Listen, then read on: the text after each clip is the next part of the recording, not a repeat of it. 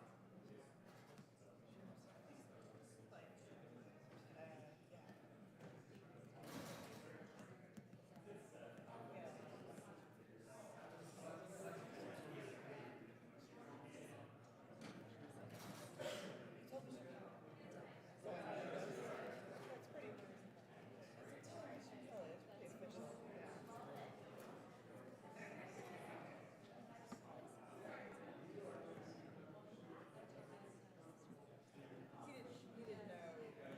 And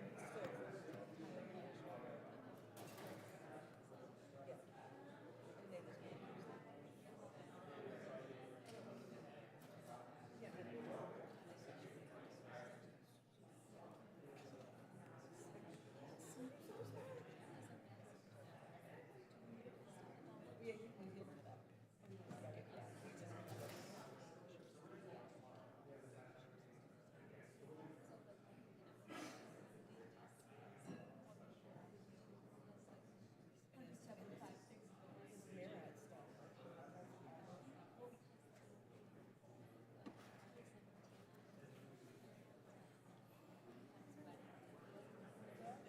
What's going on, sir?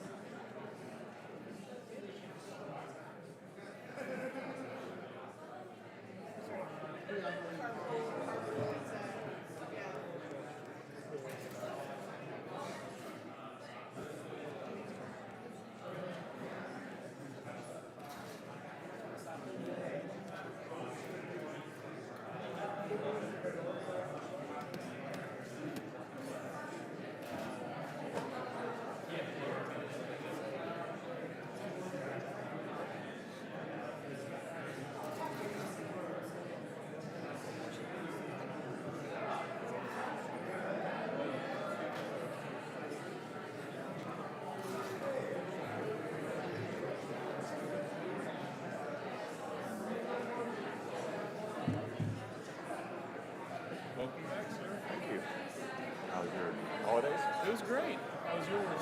Good. Went too fast, and here we are. Yes, sir. Wow. Yes, sir. You stayed in Tennessee? Yeah, didn't go anywhere. Too exotic. Yeah.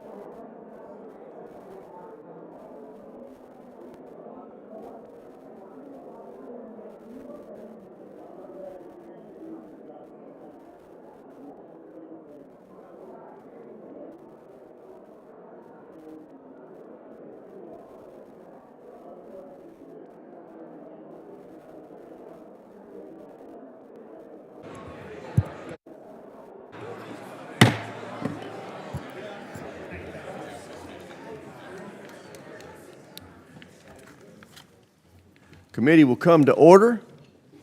I ask unanimous consent that the chair be authorized to declare recess at any time. Without objection, so ordered. Without objection, members have 5 legislative days within which to submit statements to be made a part of the record. So ordered. We have 4 items of official business to consider today. Adoption of the committee rules, approval of the committee's security procedures, approval of the committee's authorization and oversight plan, and finally, the appointment of committee staff. Before we begin consideration of the business for us today, I want to recognize myself for a few minutes to welcome everyone to the Armed Services Committee. This committee's fundamental responsibility is to provide for our nation's common defense. The work we do here is critical to the security of our country and that of its allies and partners around the world.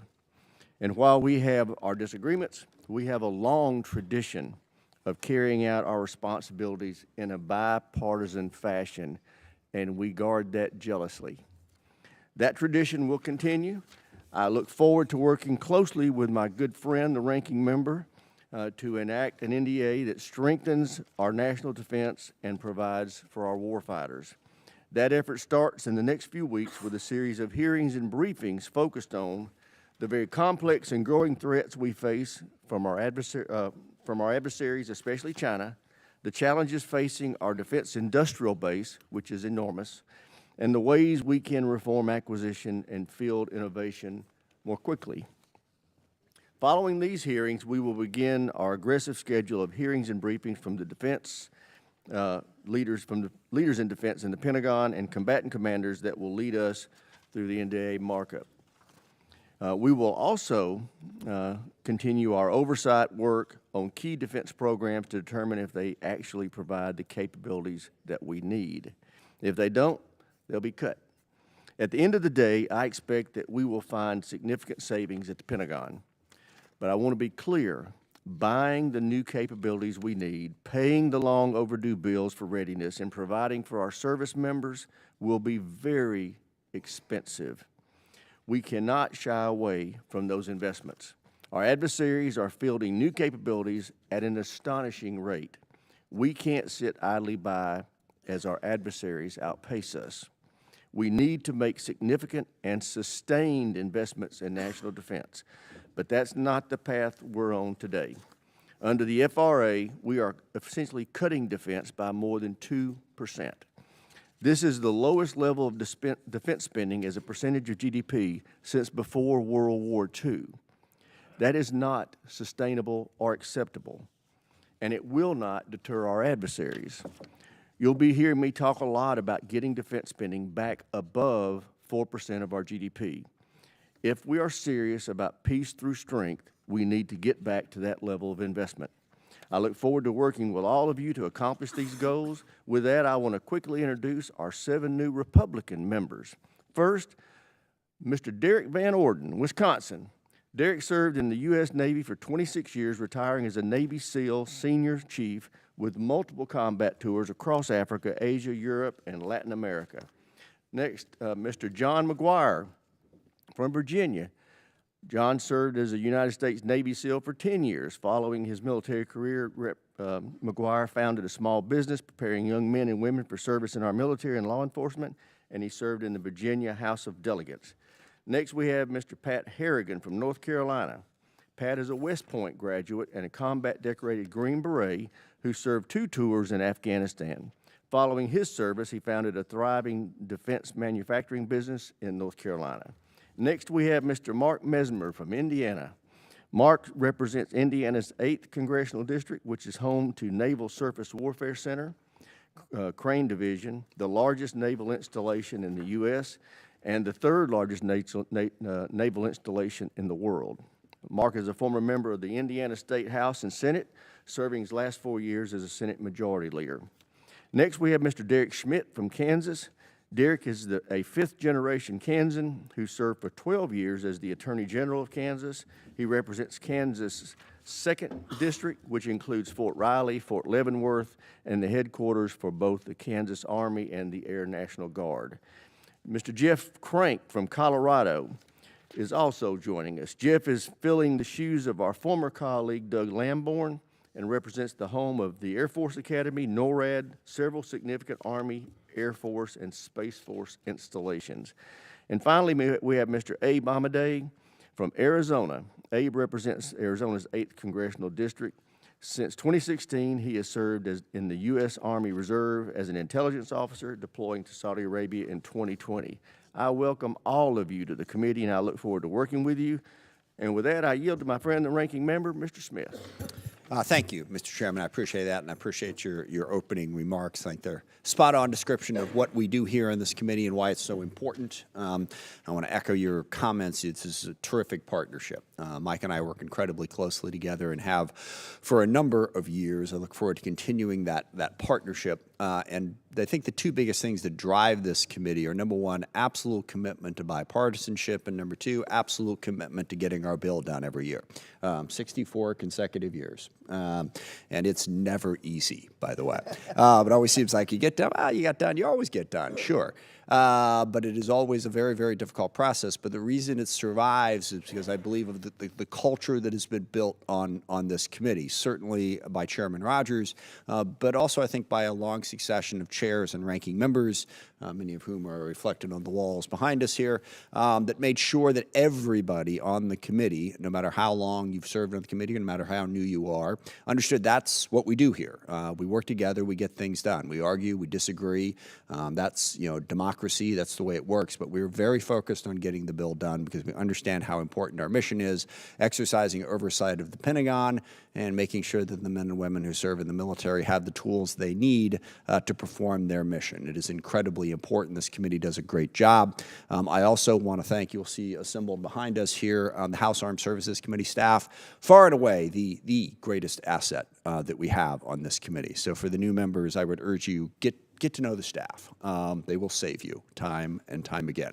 So great knowledge base, very dedicated public servants. I appreciate their incredible work. And I agree with the chairman on the priorities that we have. I always list them as 4 top priorities, 2 of which the chairman really emphasized. One is acquisition reform. The Pentagon has to move more quickly to buy the innovative technologies that we need for modern warfare. We're seeing that play out in real time in Ukraine, and we are still frustrated by how long it takes in many instances to purchase the new innovative equipment and ideas that we need. For the Pentagon. It is a lengthy requirement, process-driven thing that we are dedicated to reforming here. Second is production capacity. We've all read about how the war in Ukraine has strained our resources. We need to rebuild the arsenal of democracy, basically. Get back to being able to build the equipment and munitions that we need in a timely manner. Number 3 is the personnel. We have to be able to recruit and retain the people necessary to serve that. I want to give a special shout out to the Personnel Subcommittee, but also to the task force that focused on quality of life issues last session. I think we made incredible progress in last year's bill on helping meet those recruitment requirements, but it continues to be a priority. Lastly, partnerships and alliances. Big, complicated world. We cannot do it all on our own. AUKUS is a great example. Give a special shout out to my good friend Joe Courtney here. They're going to elect you president of Australia at some point, I think. Dedicated to that. But the submarines aside, it's about the relationship and really benefiting from the skill sets that we have amongst the wide range of partners and allies that we have. Lastly, I agree with the chairman. It's going to take money, but I also agree with his first statement. Let's take a look at how we're spending the money that we have. It's always easy to say, gosh, just give us more money. $900 billion is a fair amount of money. I think it is worth it to exercise the oversight and see, are we getting the most out of that money that we are spending? So we're going to work on all of those issues. So I think it's a great committee. I think those of you who are joining us, you're joining the best committee in Congress. We're happy to have you and look forward to a productive year. And with that, I will introduce our new members. We have a couple. The first 2 here, I think, are I don't know if they count as new members. They're coming back, I might be the better way to put it. Jason Crow, in particular, he only left us for one term to go over to the Foreign Affairs Committee, but he's back. He represents Colorado's 6th Congressional District, which is home to Buckley Space Force Base and a robust defense and aerospace industries.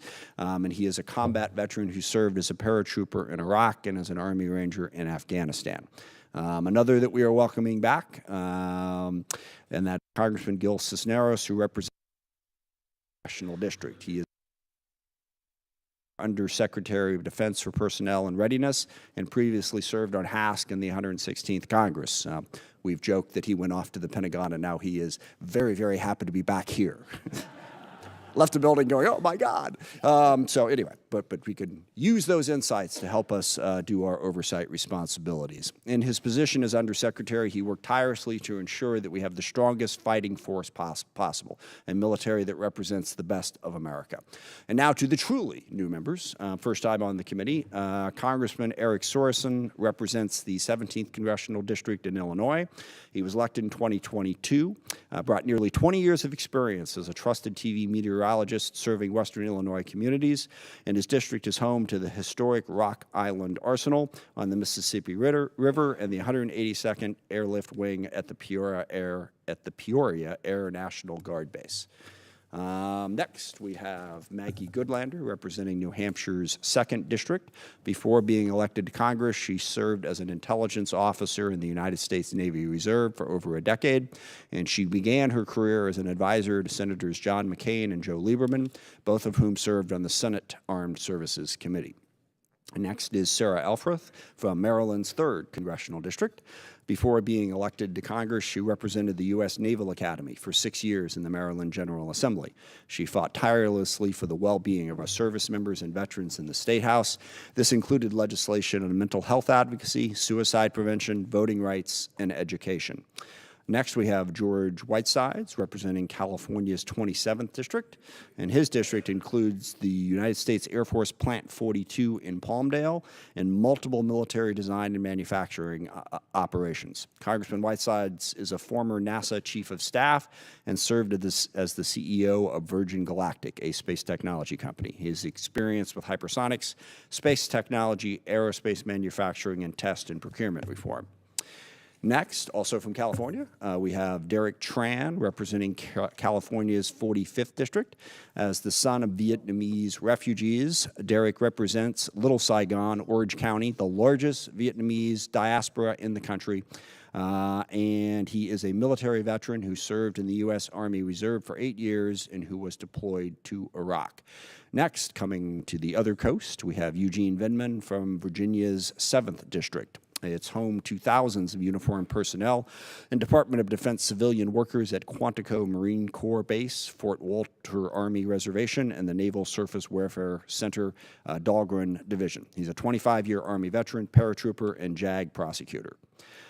Lastly, we have Wesley Bell from the middle of the country, Missouri's 1st District. He is the son of a police officer and county jail servant and has dedicated his life to justice, fairness, and service to his community. As the former St. Louis County prosecutor, he championed reforms and common-sense solutions to build safer, stronger communities while ensuring accountability and opportunity for all. Welcome, all of you. It's great to have such a terrific group of folks on the committee. And with that, I yield back to the chairman. I thank the gentleman. I would note, Adam made the point that our staff is outstanding. There's a lot of them. So if you look in the drawer of your desk, you'll find a sheet that has a picture of their pretty mug and their name and title underneath. So if you're ever sitting in the room wondering, what does that person do? And what is their name? You can look in that little chart, and if you don't have one, let us know. We'll get you one. But that will stay in your desk chart, and if you want one to take home or to your office, we'll get you a copy. All right, on to business. I call up resolution number 1 regarding the committee rules for the 119th Congress. The clerk shall read the resolution. Committee Resolution Number 1, resolve that the Committee on Armed Services, U.S. House of Representatives, adopt the committee rules for the 119th Congress, which are stated in a copy distributed to each member. The proposed committee rules have been developed jointly with Ranking Member Smith, and I made available to members' offices on Monday, January 13th. I ask unanimous consent that the resolution be considered as read and that the resolution be open to amendment at any point. Without objection, so ordered. At this time, is there any discussion or are there any questions concerning the committee rules? If there's no discussion, are there any amendments to the committee rules? No amendments. The chair now recognizes the gentleman from Virginia, Mr. Whitman, for the purpose of offering a motion regarding committee resolution number 1, the committee rules. Mr. Chairman, I move to adopt committee resolution number 1. The question is on the motion of the gentleman from Virginia. So many as are in favor will say aye. Aye. Those opposed, no. Quorum being present, the ayes have it, and the motion is agreed to. Without objection, a motion to reconsider is laid upon the table. The next order of business is the committee resolution number 2 regarding the committee's security procedures for the 119th Congress. I call up the committee resolution number 2. The clerk will read the resolution. Committee Resolution Number 2, resolved that the Committee on Armed Services, U.S. House of Representatives, adopt committee security procedures for the 119th Congress, a copy of which has been distributed to each member. Security procedures were coordinated with Mr. Smith and were made available to members' offices on Monday, January 13th. I ask unanimous consent that the resolution be considered as read and that the resolution be open to amendment at any point. Without objection, so ordered. Is there any discussion or are there any questions concerning the security procedures? There's no discussion. Are there any amendments to the security procedures? Mr. Chairman, I have a quick question. Who's talking? Chrissy. Oh, Chrissy. Hi, I'm just wondering, in the security clearance procedures, has there been any accommodation for training on the management of classified information, particularly maybe for the new members? And can there be?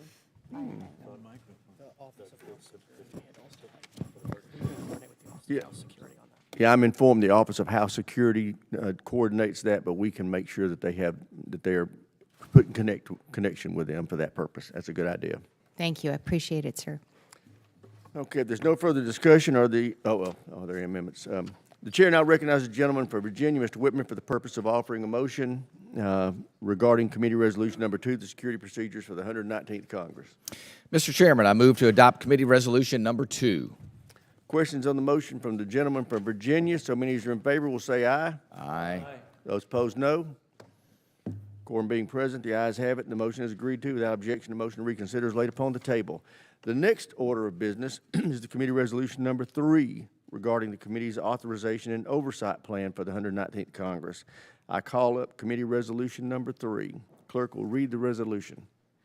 Committee Resolution Number 3, resolved that the Committee on Armed Services, U.S. House of Representatives, adopt a committee authorization and oversight plan for the 119th Congress, a copy of which has been distributed to each member. The authorization and oversight plan has been coordinated with Mr. Smith and made available to the members' offices on January 13th. I ask unanimous consent that the resolution be considered as read and that the resolution be open to amendment at any point. Without objection, so ordered. Is there any discussion or are there any questions concerning the authorization and oversight plan? If there's no discussion, are there any amendments to the authorization and oversight plan? Chair now recognize the gentleman from Virginia, Mr. Whitman, for the purpose of offering a motion regarding committee resolution number 3, the authorization and oversight plan for the 119th Congress. Mr. Chairman, I move to adopt committee resolution number 3. Question is on the motion of the gentleman from Virginia. So many as are in favor will say aye. Aye. Those opposed, no. Quorum being present, the ayes have it, and the motion is agreed to. Without objection, motion reconsiders laid upon the table. On to the final order of business. I call up committee resolution number 4, appointing committee staff for the 119th Congress. The clerk will read the resolution.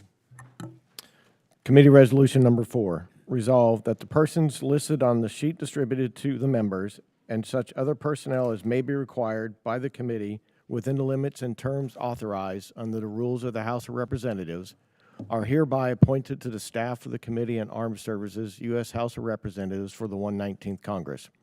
It being understood that according to the provisions of law, the chairman will fix the basic salary per annum. As many of you know, our committee is unique in that the staff is a combined staff. The committee staff here is here to provide advice and counsel to all of you, Republicans and Democrats alike. Please feel free to avail yourself of their services. They are a very talented group of professionals. A copy of the committee staff for the 119th Congress was prepared in consultation with the minority and made available to the member offices on Monday, January 13th. I ask unanimous consent that the resolution be considered as read. Without objection so ordered, is there any discussion or are there any questions concerning the committee staff? I know some of them are questionable looking, but that's not my question. All right. Chair now recognizes the gentleman from Virginia, Mr. Whitman, for the purposes of offering a motion regarding committee resolution number 4, appointing committee staff. Mr. Chairman, I move to adopt committee resolution number 4. The question is on the motion of the gentleman from Virginia. So many as are in favor will say aye. Aye. Those opposed, no. Quorum being present, the ayes have it. The motion is agreed to without objection. The motion to reconsider is laid upon the table. You all have jobs now. Without objection, committee staff is authorized to make technical and conforming changes to reflect the action of the committee in adopting committee resolutions 1 through 4. Let me recognize Mr. Smith for any closing remarks that he might have. I don't have anything, Mr. Chairman. Thank you. Nor do I. Welcome to the Armed Services Committee. We're adjourned.